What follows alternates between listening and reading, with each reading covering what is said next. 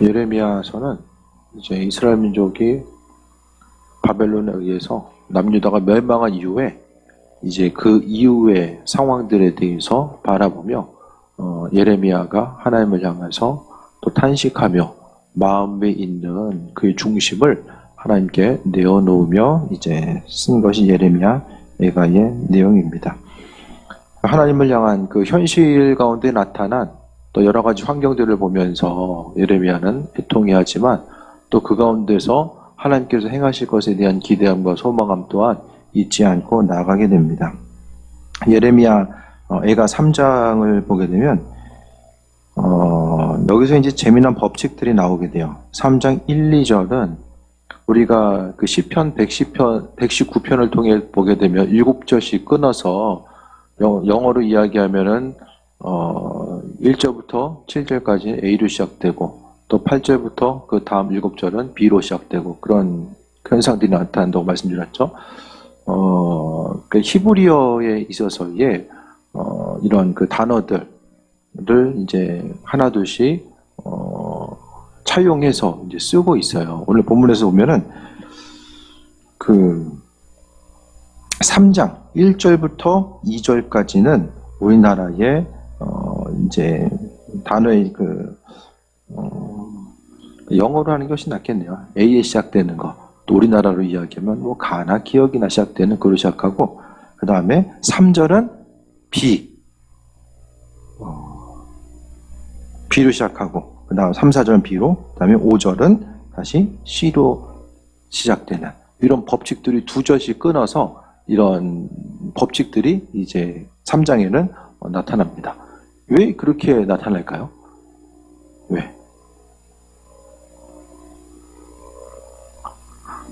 알레트, 그러니까 알레프라고 해가지고 히브리어의 그냥 그 제일 처음 그자가 알레프, 그 다음에 베이트, 기물 이제 계속해서 히브리어 순서대로 이렇게 나아가게 되는데 이렇게 한 거는 그 당시에 이제 어떤 글을 쓰고자 했을 때에 예레미야가 하나님의 그 귀한 뜻을 받아서 전달함에 있어서 그 당시에 사용되던 여러 가지 문학적인 기법을 사용한 것일 수도 있고 또 한 가지는 아주 중요한 이유인데 이런 법칙은 하나님 말씀이 그리 보편적이지 않으니까 말씀을 외워야 돼요. 외우려면 어떻게 되죠? 일정한 법칙이 있으면 외우기가 쉽다라는 거야. 그래서 이 당시에 보게 되면 이 글자가 온전하게 이제 쓰여지기 전까지는 한참 오랜 시간 동안 사람들이 글을 자유롭게 읽고 쓰고 한 것이 불과 이제 몇백 년 되지 않습니다. 그러니까 이 당시까지만 해도 다 이제 암기해야 돼요. 시편의 내용도 그렇고 들은 걸 암기해야 되는데 그 암기하면서 나아감에 있어서 중요한 것은 사람들이 이렇게 이제 짧게 끊어져 있어야지만이. 그러니까 성경에 보면은 한 구절 자체가 엄청나게 길진 않잖아요. 물론 절은 나중에 붙인 거긴 하지만은 내용들 자체가 짤막하게 끊어진 것은 그만큼 말씀의 내용을 이 고대의 사람들 또 말씀을 연구하는 사람들은 이 말씀에 대해서 외워야 되니까 하나님 말씀을 외워야 되니까 머릿속에 담고 외우기 위해서 이런 일정한 법칙 자체가 오늘 성경 안에 존재한다는 것을 또한 발견하게 됩니다. 그래서 말씀은 그냥 쓰여진 것이 아니라 수많은 것들 고대에 있어서의 수많은 문학적인 것들, 사성적인 것들, 배경적인 것들이 또 하나님의 말씀에 그 영감을 받아서 수많은 사람들이 이것들 그 하나님의 말씀을 표현함에 있어서 그 당시에 사람들이 말씀을 또 그 구전으로 나타내기 위해서 이제 전하는 이런 글로 쓰는 문학적인 방법들과 방식들을 많이 이제 사용했다라는 것을 기억해야만 합니다. 그러면서 오늘 19절부터 볼 수 있는 것은 구원의 소망과 회개에 대해서 촉구하는 모습들이 나오게 됩니다. 현실의 상황 자체는 언젠가도 한번 좀 말씀드렸었는데요. 19절에 보면 내 고초와 재난과 고 쑥과 담즙을 기억하소서라고 합니다. 그러니까 지금 그 이스라엘 민족들, 남유다 사람들은 인생의 쓴맛을 아주 강하게 이제 지금 경험하고 있는 거죠. 그래서 현실의 순간이 너무나도 고통스러웠었기 때문에 재난과 쑥과 담즙이라고 이야기하는 거예요. 그래서 포로로 끌려갔던 사람들도 힘들었지만은 남겨졌던 사람들은 더욱더 힘들고 고난 가운데 있었던 이들을 이야기합니다. 그러니까 신앙인들에게 있어서 힘들 때 하나님의 말씀이 들려요. 힘들 때도 기도하고 힘들 때 말씀이 더욱더 마음속에 다가오게 됩니다.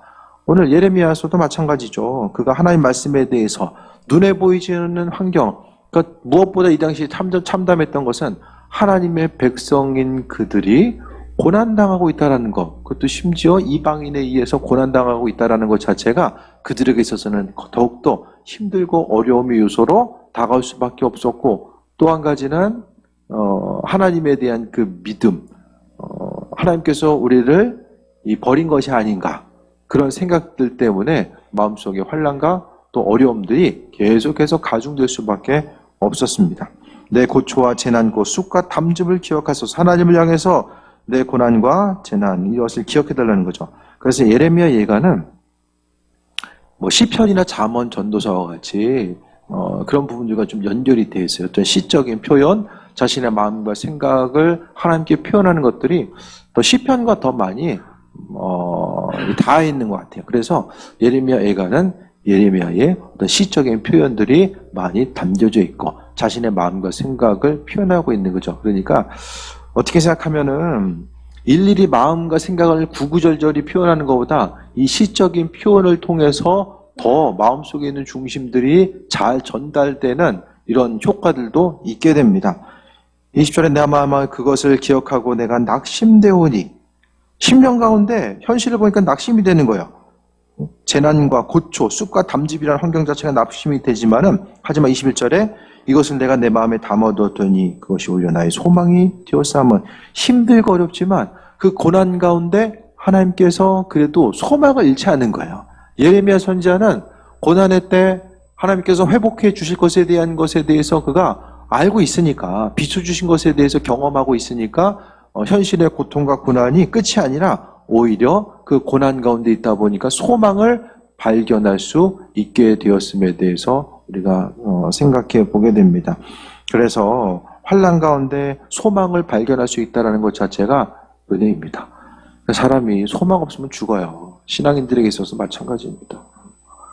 그리스도 예수 소망 그 자체가 무너지게 되면 그냥 보이는 게 다고, 만질 수 있는 게 다고, 만질 수 없으면은 없는 것으로서 그런 모든 것이 정해진 거죠. 그러니까 소망이 없다라는 것은 모든 것이 뭐 좋든 싫든 정해진 틀 가운데서 벗어날 수 없다라는 것을 이야기하고, 미래에 대해서 모든 것이 어떤 것이 확정되어 있다라는 것 자체가 사람들에게 어떤 안정감으로 다가올 수도 있겠지만 많은 부분 또 현실의 가치는 어떤 것으로 다가올 수밖에 없거든요.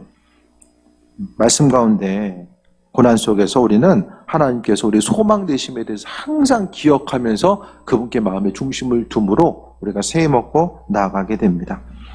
22절에 여호와의 인자와 긍휼이 무궁하심으로 우리가 진멸되지 아니함이니이다. 현실은 망하는데 망했어요. 그런데 우리가 완전히 진멸되지는 않는다라고 입술로 고백하고 있습니다. 그러니까 무너져 보여도 무너짐 자체가 신앙의 눈으로 바라보게 되면 완전히 다 무너진 상황이 아닌 거예요.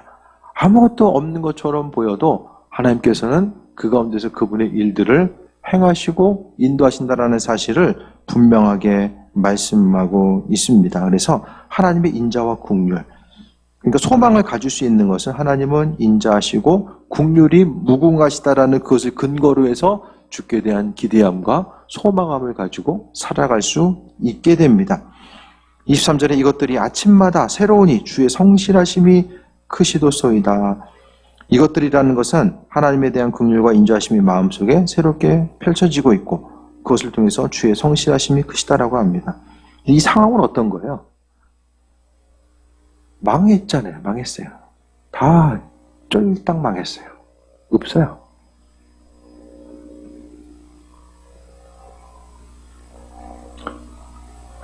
주의 성실하심이 망했는데 크다라고 이야기하니까 그 당시의 사람들, 예레미야 애가를 읽었던 사람들에게서 많이 피부로 와닿지 아니었을까요?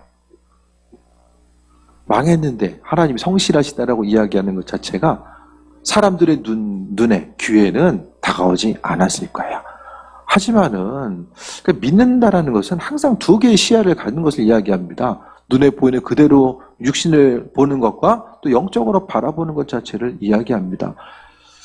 그러니까 사람이 그 믿음 생활하면서도 이게 근시안적으로 보여지는 대로 그것만 바라보면서 살아가고 판단하고 결정하고 살아가는 것이 아니라 항상 우리는 우리의 그 믿음의 눈이 어떻게 작동되고 있는가 그 부분을 계속 좀 점검해야만 합니다. 보여지고 들려지는 환경 가운데서 항상 하나님의 시선, 그분의 시선. 그러니까 오늘 예레미야는 하나님의 시선을 통해서 세상을 바라보고 있는 거야. 그렇게 하다 보니까 하나님은 지금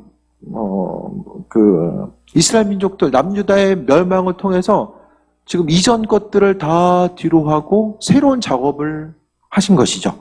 그러니까 예를 들어 이스라엘 민족들이 광야에서 불순종하다가 40년의 고난의 시기를 통해서 그들이 이제 한 세대가 가고 새로운 사람들이 또 세워지고 일어나서 하나님의 백성으로서의 삶을 온전히 꿈꾸고 살아갔던 것처럼 이제는 이제 바벨론에서의 70년의 그런 삶을 통해서 하나님께서 행하고자 하신 일들이 있는 거죠. 이스라엘 민족들이 포로로 있던 시간과 바벨론이 그런 그 나라로서 이주되는 것, 그러니까 아시리아에 비해서 바벨론이 상당히 단명합니다. 국가가 정확하게 기억은 안 나는데요. 100년이 넘지 못해요. 비교적 빨리 나라가 흥했다가 이제 그 페르시아에 의해서 망하게 되거든요. 그러니까 어떻게 생각하면 바벨론이라고 하는 나라를 하나님이 이스라엘 민족들을 성장시키고 그들로 하여금 하나님의 백성으로서 하도 이제 우상 숭배가 극심하다 보니까 하나님은 그들을 완전히 이제 재창조하고자 하는 이스라엘 민족 공동체를 다시 한번 들어서 이제 그 죄를 날려버리고 하나님의 온전한 백성으로서 거듭나게 하기 위한 그런 방법들을 사용하신 거죠. 그 도구로서 역사적으로 보게 되면 이제 바벨론을 사용하신 것으로 보여지게 됩니다. 바벨론은 역사적으로 존재했었던 실제적인 나라고 페르시아도 마찬가지고 아시리아, 북왕국을 멸망시켰던 아시리아도 제가 말씀드렸죠. 1900년대, 1800년도 말에서 900년도 초반에 아시리아가 발굴이 된 거죠. 그 전에는 성경에만 나와 있었다라고 생각을 했거든요. 근데 실제적으로 이제 흙에 덮여있던 지역이 이제 발굴이 된 거예요. 그러니까 마찬가지로 하나님 역사 가운데서 그분의 일들을 일하시고 함께 하시는데 이스라엘 민족들 가운데 하나님이 지금 어떤 일을 행하고 계시나 예레미야는 현실이 힘들어요. 힘들기 때문에 그들 그 동족을 대표해서 하나님 향해서 탄식하고 애통해하지만 그 이면에는 하나님께서 그들 민족을 통해서 행하실 것에 대해서 알고 있기 때문에 그 한편 애통해하지만 또 한편에 있어서는 소망감과 기대함을 오늘 본문 가운데서도 표현하고 있습니다. 24절에 내 심령이 이르기를 여호와는 나의 기업이시니 그러므로 내가 그를 바라리다도다. 내 기업이 여호와 하나님이 기업이래요. 내가 가지고 있는 지식과 경험, 재물 그것이 기업이 아니라 또 이 당시에는 자녀들이 훌륭한 또 기업이죠. 근데 그게 아니라 오늘 말씀을 통해서 보게 되는 것은 하나님 자신이 기업이 된다라고 분명하게 말씀하고 있습니다. 우리의 심령 가운데 하나님께서 유일한 의지의 대상 되시고 그분이 기업 되신다라는 것에 대해서 본질이 흔들리지 않으면 아버지께서 주인 되셔서 일하십니다. 하나님은 우리의 삶에 있어서 양념과 같은 존재가 아니라 그냥 주재료예요. 그분이 핵심이고 본질입니다. 대체 불가능한 것들. 소고기 찜하려고 하는데 소고기를 다른 걸로 대체할 수 있습니까? 돼지고기로 대체하면 소고기찜이 아니잖아요. 하나님은 적절한 비유가 아닐 수도 있지만은 대체 불가능한 우리에게 있어서 유일한 절대적인 존재로서 우리가 분명히 인식해야 된다는 것에 대해서 말씀하고 있습니다.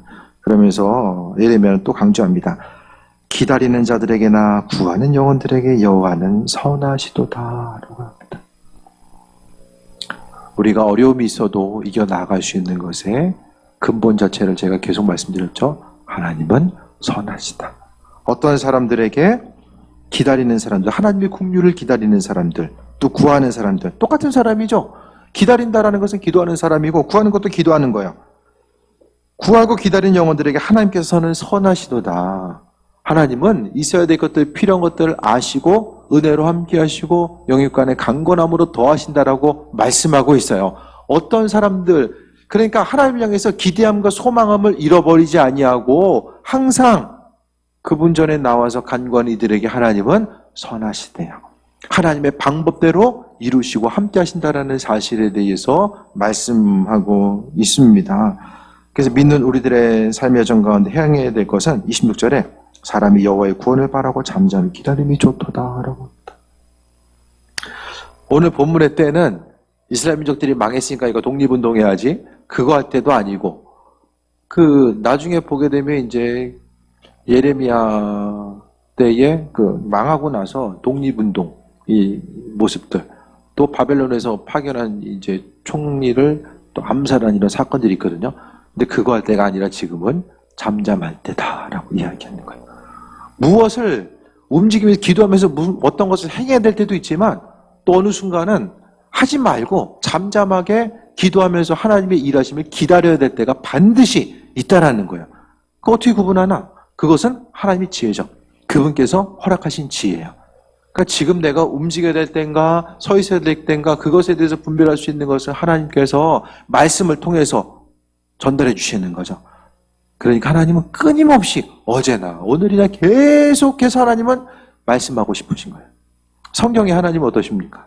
말하기 싫어서 사람들이 말 걸 때마다 말 좀 그만 걸어라 그런 분이 아니라 하나님은 사람이 모르는 부분에 있어서 알아서 말씀해 주시고요. 그분이 먼저 나서서 우리 향하신 계획하심과 인도하심을 묻지도 않았는데도 하나님께서 알려주시는 분이에요. 우리가 생각하는 것보다 훨씬 더 많은 부분 하나님은 우리가 알기를 원하시고 알아야지만이 믿음으로 순종하고 움직이잖아요. 내가 지금 잠잠하게 자리를 지키면서 하나님의 이끄심과 인도하심을 바라볼 때인가 아니면은 기도하면서 계속해서 움직이고 또 하나님이 행하실 것에 대해서 바라보고 이제 구체적인 행함으로 나아갈 것인가 그런 것들에 대한 분별력 그것이 말씀을 가까이 하는 사람들에게 하나님께서 주시는 거죠. 20절에 그 사람은 젊었을 때 멍에를 매는 것이 좋으니 혼자 앉아서 잠잠할 것은 주께서 그것을 그에게 메우셨습니다. 하나님께서 잠잠하게 멍에를 매야 될 때가 그것이 더 좋을 때가 있다는 거죠. 멍에라는 것이 부담스럽고 힘들고 어려움이 있지만 하지만은 그거 자체가 주님께서 우리에게 지어주실 때가 있는데 29절에 그대 입을 땅에 티끌에 댈지어다 혹시 소망이 있을지로다 힘들고 어려운 고난의 순간 하나님께서 우리에게 짐을 져주셨을 때에 그때에 입을 티끌에 댄다라는 것은 하나님을 바라보는 것이고 겸손함의 표현이고 또 은혜에 대해서 간구하는 것이고 혹시 소망이 있을지로다 겸손하게 고난의 때에 하나님을 바라보는 이들에게 하나님께서 허락하신 은혜와 소망함이 있다라는 사실을 분명하게 말씀하고 있습니다. 30절에 자기를 치는 자에게 뺨을 돌려대어 치욕으로 배부를지어다 이는 주께서 영원하도록 버리지 아니하실 것임이며 고난과 어려움이 가중되는 순간 자기를 치는 자에게 뺨을 돌려대래요. 한 대 맞았는데 피하지 않냐고 다른 뺨을 또 때려달라고 되는 것 같은 그런 상황. 치욕으로 배불릴지어다. 고난에 대해서 세상 수치에 대해서 감당하는 거죠. 그 고난의 원인이 무엇인지 모르지만은 이스라엘 민족들을 향해서 하시는 말씀이 이방으로 끌려가고 이제 남아있는 예루살렘은 무정부 상태 돼가지고 도둑대가 들끓고 힘들고 고난 가운데 있을 때 그것에 대해서 감당할 것을 기도하면서 감내할 것에 대해서 말씀하고 있어요. 결국 이와 같은 것은 죄로 인해서 파생된 거죠. 사람의 고난이 모두 다 죄로 인해서 이루어진 것은 아니지만 하지만은 많은 부분에 있어서 사람의 죄가 어떤 고난과 환난을 가져오게 되고 그 환난 가운데서 하나님은 너 잘못했으니까 그냥 죄값 치러라. 단순히 이것을 이야기하는 것이 아니라 고난의 순간을 통해서 하나님의 사람으로서 다시 한번 빚어지는 이런 과정들. 토기가 가마에 들어가서 굳어지고 단단해지고 통일로서 만들어지는 것과 마찬가지로 하나님 고난의 순간을 통해서 우리를 사용하신다는 것. 사람이 정말 우울해지는 것 자체는 고난의 원인이 무엇인지도 모르고 그 고난의 그 상황 속에서 이것을 견디고 이건 이겨나가고 빠져나갈 수 있는 가능성 자체를 발견할 수 없다고 생각했을 때 인생이 무너지는 거예요. 하지만 소망이 있으면 절대로 삶은 무너지지 않습니다. 그런데 소망은 내 스스로 자가 발전해서 이루어질 수 있는 것이 아니라 하나님이 그 소망이 무엇인지에 대해서 우리로 하여금 깨달아 알게 하시고 인도하신다라는 거예요. 우리가 치욕으로 배부를 때도 있지만 중요한 것은 이는 주께서 영원하도록 버리지 아니하실 것이다. 하나님은 우리가 고통과 어려움을 감내하고 있어도 설령 죄값을 치른다라고 할지라도 그분께서 우리를 영원히 버리지 아니하시기 때문에 감당할 만하다고 이야기하고 있고 32절에 그가 비록 근심하게 하시나 하나님이 우리를 근심하기도 하신대요. 이스라엘 민족들이 예레미야가 보니까 하나님이 근심하게 하신다는 거예요. 그러니까 고통의 순간이 내가 순간적으로 어떤 선택을 잘못했을 수도 있지만 하나님께서 우리를 하나님의 백성으로서 거듭나게 하시기 위해서 하나님이 근심하게 하신다는 거.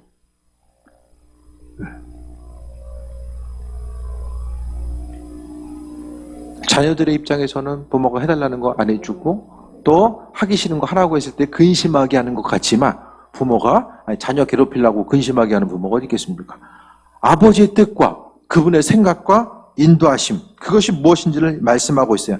때로는 하나님께서 우리를 근심하게 하시지만 하나님의 풍부한 인자하심에 따라 긍휼히 여길 것이다. 오늘 본문 가운데 인자하심이라는 단어가 또 계속 나오고 있죠. 하나님께서 성실하시고 인자하시고 지금 예레미야는 고통 가운데 있어요. 고통 가운데 있는데 그 고통의 순간을 감내하고 그 가운데서 견디고 나아가야 돼요. 그것에 대한 핵심적인 것, 왜 견뎌 나갈 수 있는가에 대해서 이야기하면서 오늘 예레미야 선지자는 다른 어떤 것이 아니라 하나님의 성품과 속성, 그것을 근거로 해서 이야기하고 있어요.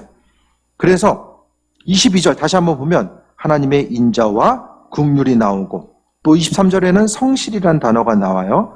또 25절에는 여호와는 선하다라는 말씀이 나오고 또 오늘 그 31절에는 하나님은 버리지 않는다라는 말씀이 나오고 그 다음에 32절 보게 되면은 인자하심과 긍휼하심이 나와요. 이 짧은 한 장 가운데 하나님이 어떤 분인지를 지금 다 이야기하고 있어요. 계속 볼게요. 인자하심에 따라서 긍휼히 하나님께서는 여기신다. 고난 가운데 있지만 우리가 이거 이렇게 살다 끝이 아니라 하나님의 그분의 사랑과 은혜와 풍성한 그 예비하심 때문에 그분께서 긍휼히 여기심, 그 긍휼히 여기심이 환난과 어려움이 있다라고 할지라도 하나님의 긍휼이 사라진 것이 아니라 여전히 그분의 긍휼케 하심이 계속되고 있음에 대해서 기억하며 바라볼 것은 무엇인가? 33절에 있는 것처럼 주께서 인생으로 고생하게 하시며 근심하게 하심은 본심이 아니시리로다 이야기합니다. 그래서 예레미야 선지자가 이야기하고 싶은 건 그거예요. 지금 다 망하고 다 흩어진 거죠. 끌려간 사람, 남아있는 사람, 주변 민족들로부터 조롱당하고 정체성이 끊어진 이런 환경들 자체, 눈에 보이는 상황 가운데서 하나님 우리 버렸구나. 우리 이제 고아됐구나. 우리 이제 버렸구나. 하나님께서 버리셨구나. 이제 우리 끝났구나.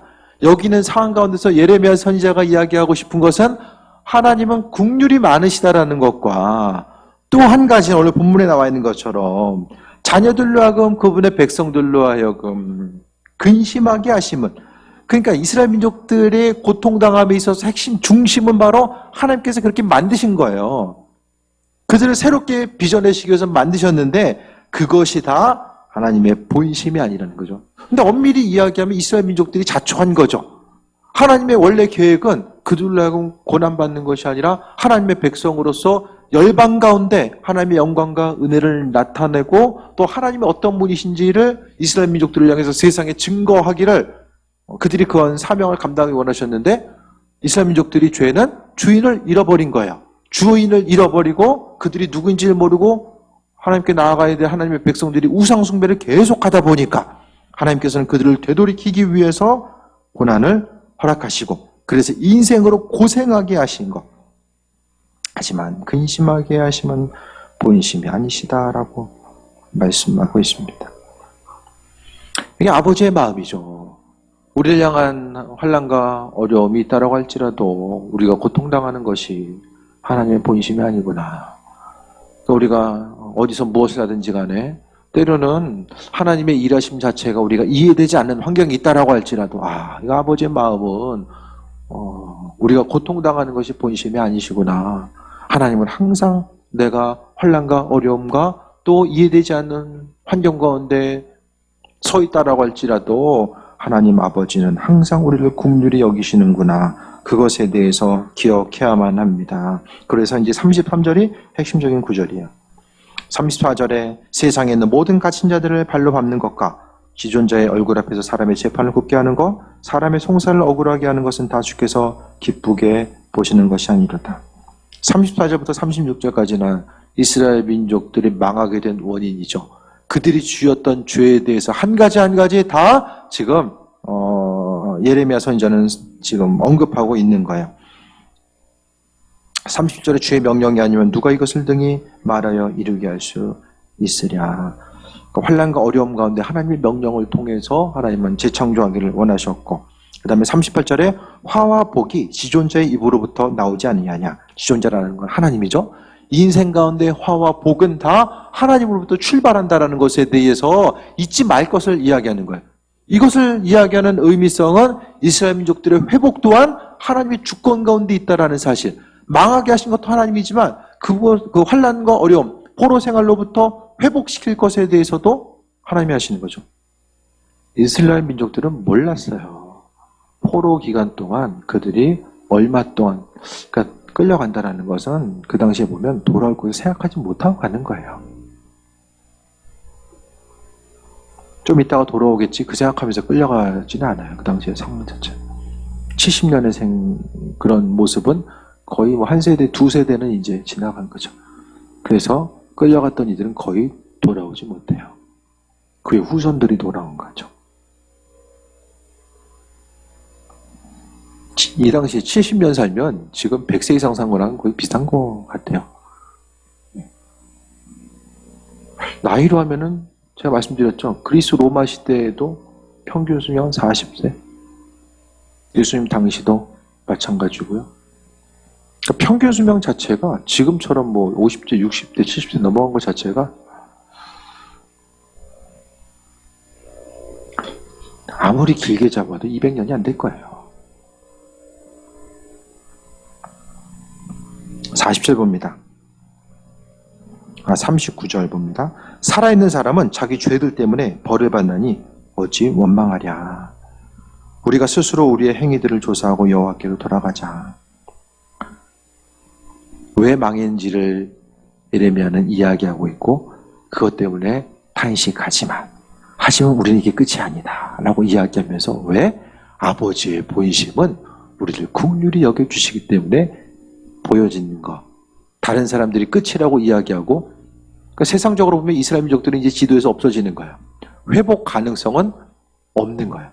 그런데 하나님은 그분의 뜻대로 이스라엘 민족들을 회복시키시고 인도하시고 함께 하시는 내용들. 그러니까 지금 이스라엘이라고 하는 나라가 있는 것 자체가 기적이라니까요. 가장 기적적인 그러니까 역사적인 상황 가운데 하나님의 살아계심에 대한 가장 중요한 기적 중에 하나가 이스라엘 민족들의 이 건국에 있다라는 거. 이렇게 망해서 이제 흩어지게 되고 또 간신히 돌아왔다가 또 주 70년에 완전히 그 예루살렘 자체가 완전히 초토화됨으로 해서 다 무너지고 다 흩어져가는 그런 상황들 가운데 있다가 갑자기 2000년 지나가지고 나라가 뜬금없이 이제 생겨지는 거예요. 우리나라 건국했던 그 시간에 그 시기에 이제 다시 한번 이스라엘 민족의 건국과 우리나라의 건국이 똑같이 이제 움직여지는 거죠. 그러면서 해야 될 게 뭐냐? 우리의 행위들을 조사하고 우리가 스스로 하나님 없이 합한 자로서의 온전한 삶을 살았는가? 그것에 대해서 스스로를 돌이켜보는 거예요. 그러니까 환난과 어려움의 때는 주변 누군가를 돌아보는 게 그것이 아니라 우리 스스로 나와 하나님과의 관계성을 돌아볼 때가 바로 지금인 거죠. 고난의 때가 가중될수록 우리는 그분과의 관계성 자체를 돌아보는 것이죠. 그러면서 41절에 우리의 마음과 손을 아울러 하늘에 계신 하나님께 들자라고 이야기하죠. 마음과 손을 하나님께 드는 게 뭐죠? 스스로 돌아보고 겸손하게 아버지께 간구하는 삶. 이것저것 다른 거 행하고 움직이지 말고 겸손하게 하나님의 뜻과 인도하심을 바라보면서 나아갈 것에 대해서 말씀하고 있습니다. 마음과 손을 들지만은 손을 드는 것 자체가 우리의 마음과 생각을 하나님께 두고자 하는 그 마음의 표현이 바로 이제 손을 드는 거죠. 그래서 하나님께 마음을 들자. 이 당시에 사람들은 절망하고 하나님 안 계시는구나. 바벨론의 신 마루두기 세상의 참 창조주였는데 우리가 하나님께 속았구나. 많은 사람들이 이제 그렇게 생각해요. 하지만 그것이 아니라 환난과 어려움이 있지만 여전히 그 마음의 중심을 두어야 될 것은 하나님 자신, 하나님께 마음의 중심을 두어야 된다는 것을 예레미야 선지자는 이야기하고 싶었던 거예요. 그래서 아버지의 마음을 받아서 오늘 예레미야 선지자는 주께서 인생으로 고생하게 하시며 근심하게 하심은 본심이 아니시로다라고 할까. 수많은 사람들이 오늘 본문의 말씀 한 구절을 또 붙들고 살아가게 됩니다. 많은 사람들이 궁금해하죠. 나를 향하신 아버지의 본심이 뭘까? 내 상황은 이런데 도대체 아버지의 본심이 뭘까? 오늘 본문의 말씀, 고난 중에 있는 이들은 이 말씀 붙드시기 바랍니다. 아버지의 본심은 나를 세우시고 인도하시고 나로 하여금 망하게 하시려고 고난과 어려움을 허락하시는 것 아니라는 것에 대해서 분명히 기억하고, 특히 믿는 우리들, 신앙인들에게 있어서 고난은 하나님께서 허락하심이 있을 때만이 가능하다라고 봅니다. 역사의 주관자, 창조자 하나님, 모든 시간의 주인 되시고 역사의 주관이 하나님 되시잖아요. 그분께서 우리 한 사람 한 사람의 머리털까지라도 세심 받으시는 그분의 세밀함과 그 은혜와 축복은 날마다 우리를 향해 있다라는 것. 그렇기 때문에 우리는 세상을 통해서 하나님을 바라볼 것이 아니라 말씀을 통해서 하나님을 바라보면 그분의 행하심과 인도하심 자체가 무엇인지를 알게 됩니다. 오늘 말씀의 배경 가운데 수많은 사람들이 하나님의 뜻과 인도하심이 무엇인지를 모르기 때문에, 그러니까 결국 예레미야 애가는 이스라엘 민족들이 망했기 때문에 애통하다 그것이 아니라 오늘 본문을 통해 보게 되면 수많은 사람들이 하나님의 선하신 뜻 자체를 알지 못했기 때문에 그들의 멸망의 이유 자체를 모르고 하나님에 대해서 잘못 이해한 그것 때문에 예레미야는 애통해한 거예요. 우리가 하나님의 선택된 백성이 왜 이렇게 힘들게 되고 어려움 당했을까? 단순히 거기 국한된 것이 아니라 궁극적인 것은 하나님의 백성으로서 무엇을 애통해야 되는지를 모르는 이들에게 하나님의 선하신 뜻이 무엇인지를 본문 가운데 비춰주고 있는 거죠. 그래서 아버지의 마음을 깨달아 하시고 오늘 19절부터 41절까지 하나님은 이런 분이다, 이런 분이다. 은혜와 긍휼과 인자와 자비가 넘치시는 분, 우리를 향해서 긍휼하시고 선하신 분이라는 사실을 계속해서 예레미야는 강조하면서 그 하나님의 성품에 의지해서 고난의 때를 이겨나가고 신앙의 유산, 오늘 본문을 그 배경으로 있는 이들이 어떻게 해야 돼요? 하나님에 대해서 돌이키고 그들이 가지고 있는 회복하고 회개해서 신앙 유산을 후손들에게 물려줘야만 하는 그들의 역할이 또 남아 있었던 거죠.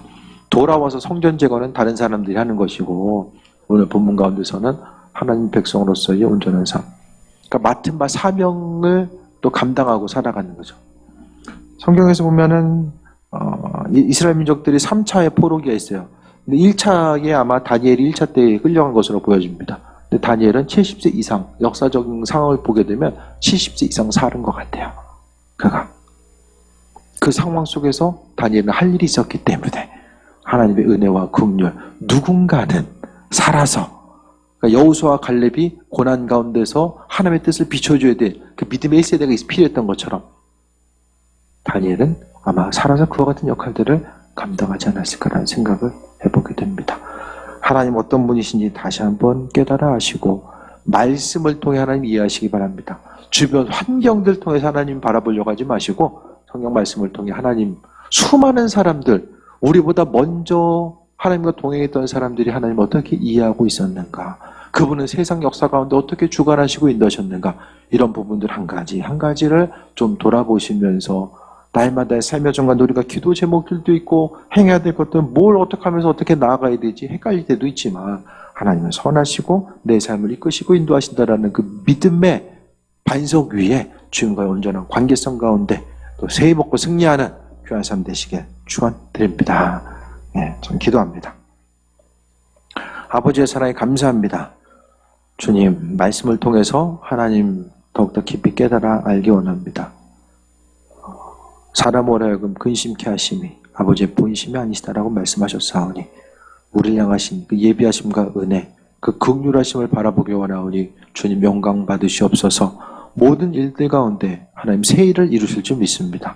우리 한 사람 한 사람 기억하시고 인도하여 주시며 아버지의 뜻 가운데 날마다 강건함 누리는 귀한 삶을 살게 하여 주옵소서. 모든 것이 다 하나님의 은혜입니다. 영광 받으시옵소서. 예수님의 이름으로 기도드립니다. 아멘.